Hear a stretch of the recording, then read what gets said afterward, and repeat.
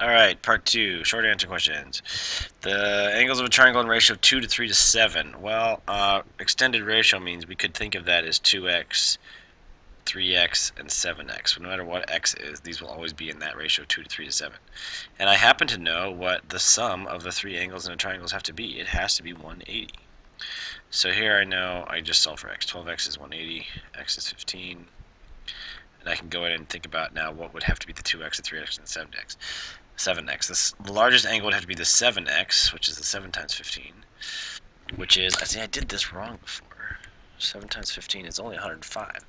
My original key, I had a bigger number. Okay. The measures of these arcs are both 45.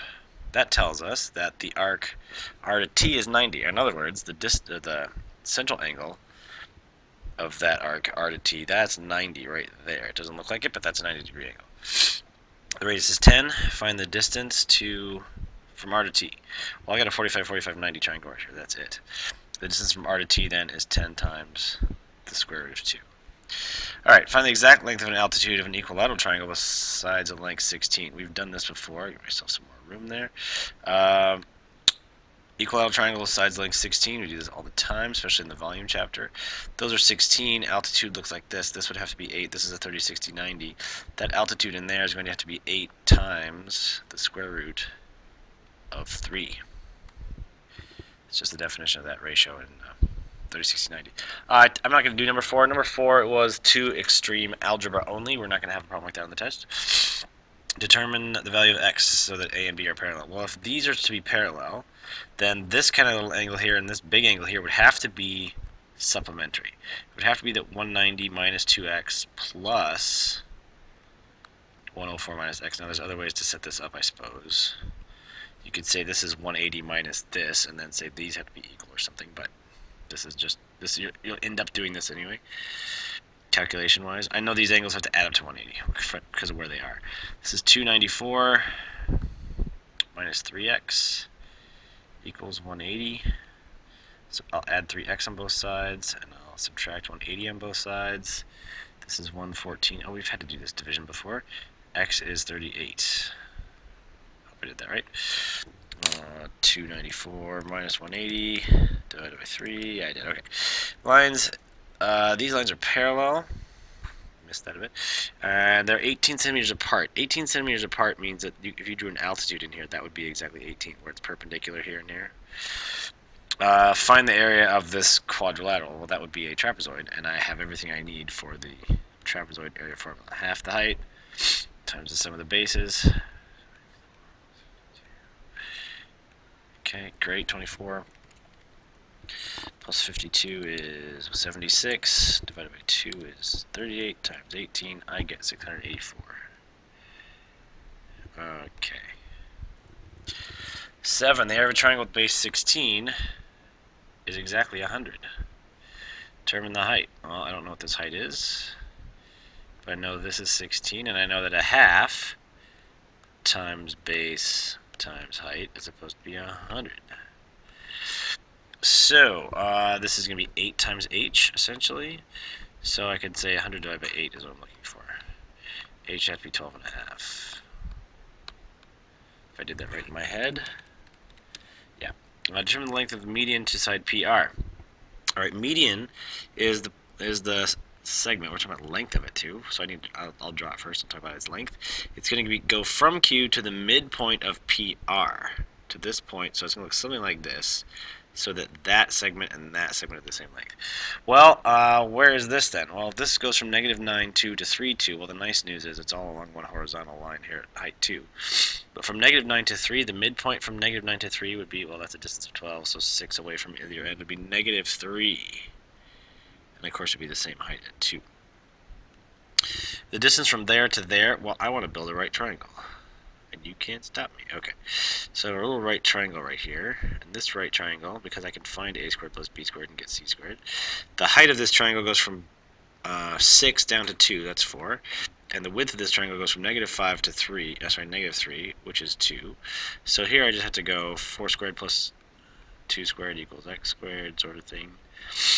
I'll take the square root of that, so that's 16 plus, that's 20, which comes out nicely as pull out a 4 as a 2, square root of 5, which of course you won't even have to think about in the future.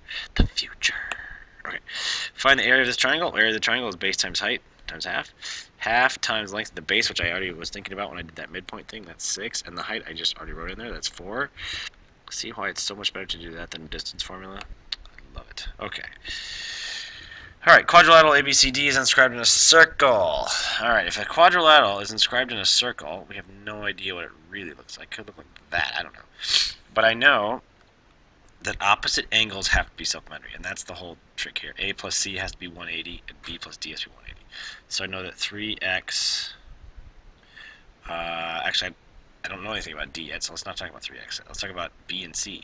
I know that x plus 44, angle B plus angle C, that has to be 180. So subtract 44 on both sides.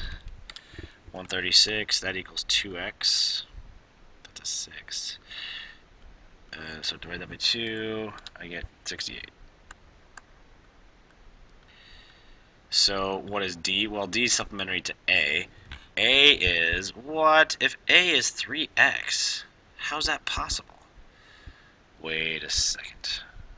I know what I did. Why didn't anybody stop me? Okay. It's not B and C that are supplementary. Look at the picture. B and C are supplementary. It's A and C that are supplementary. So 3x plus x plus 44. But you see how I got to a certain point, I was like, whoa, that's not cool. How did I know that? Well, I knew... I'm talking and doing two things at the same time. 3x plus x plus 44 equals 180. It was because I was going to get an angle for A that was going to be over 180 degrees. I knew that was just going to be too wacky. Alright, this is 136 now. And divide that by 4. 136 divided by 4 is 34. Okay. I'm supposed to find D. Well, D is opposite B. So I just know D and B are supplementary. So there we go. 180 minus that is 146. Okay, degrees. In the triangle, R is 24 and T is 90. Okay. Let's draw a right angle. Use trigonometry to... Okay. R is 24. This one looks kind of like the skinny one. We'll call that, in terms of angles, we'll call that one R. And T. R... Whoops. R... T is the right angle. RST. RT is 80. Use trig to find RS. Okay, we'll go with that. Well, that's the hypotenuse in this situation. It says use trig, so I'm thinking sine, cosine, tangent. And relative to this 24, which of course I could use this angle too, this 66 or whatever this is. But I'm going to use the 24. Relative to that, I'm talking about adjacent and hypotenuse. That kind of tells me cosine. The cosine of the angle is adjacent over hypotenuse. Actually, I called that x. So that means, this is the one people mess up all the time. If that's true, then you can do this, switch out the x and the cosine, and we get, I'll do it on the old calculator so I don't get something really cool.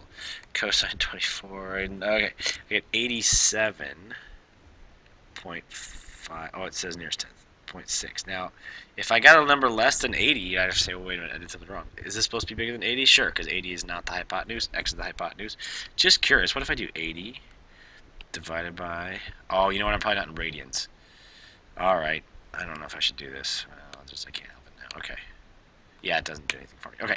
12. In a right triangle, if the sine of something is square root 5 over 3. Okay. Theta is an angle variable, usually. The sine of that. Okay. In a right triangle. The sine is opposite over hypotenuse. So they're telling us the ratio of opposite to hypotenuse is square root of 5 over 3. So it might as well be square root of 5 and 3. Now the ratio of this is this to this. That's fine. Then the tangent would be, tangent of theta is square root 5 over, I don't even know what this is. But you know what? I got two sides in a right triangle. I can find out what that is.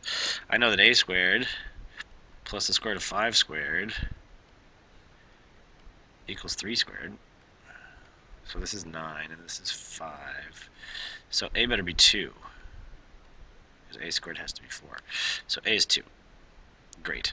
So instead of this now, I'll just say 2, and I'm done. tangent of theta is the square root of 5 over 2. And I got more problems. Okay, back to circles. This is always fun stuff. Arc from A to B is 104. The arc from B to C is 166. So I can figure out this right away. If I just take 360 minus that other stuff, 104 here, I get 90. Oh, that's kind of nice to know. Okay, find the measure of angle P. Well, I kind of needed to know that, didn't I? Because P is going to be half of the difference of the arcs inside it. 166 minus 90 divided by 2 is going to be exactly what I need here. 166 minus 90 is, 76 divided by 2 is, 38. There's 38s all over this thing. And if it's the same author that rated your test, gosh, if you don't know the answer, say 38. Close. All right. PQ is congruent to QT is congruent to TR. Whoa, TR, I almost said. We had an equilateral triangle there. We don't. It's that one. We have two isosceles triangles.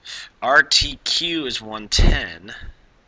So find PQR. PQR. I'm looking for this whole thing here. Well, if that's 110, I know this has to be 70. And I know I got some isosceles triangles here. So this, if this is 70, this has to be 70 because of it back conversion. No, it bet.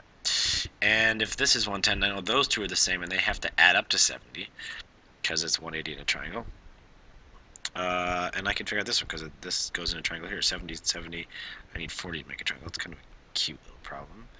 I have 75. That's a 5. I have 75 degrees total left over. All right, I want W to be obtuse, so it better be between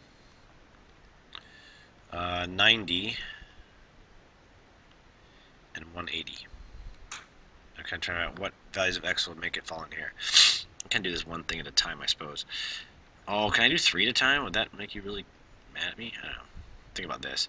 I can, because I can also add 12 over here. Keep going. X has to be less than 102 divided by 3. Yeah, sure. X has to be less than 34. But at the same time, it has to be...